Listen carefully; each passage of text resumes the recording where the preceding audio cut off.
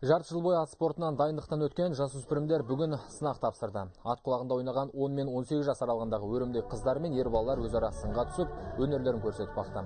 Астанадағы нөмірі 7-ші балалар спорт мектебінің 40-қа жуық тәрбиеленушісі белгілі бір арақашықтықта қойылған кедергілерден атпен секіріп, қарымдылықтарын байқатты.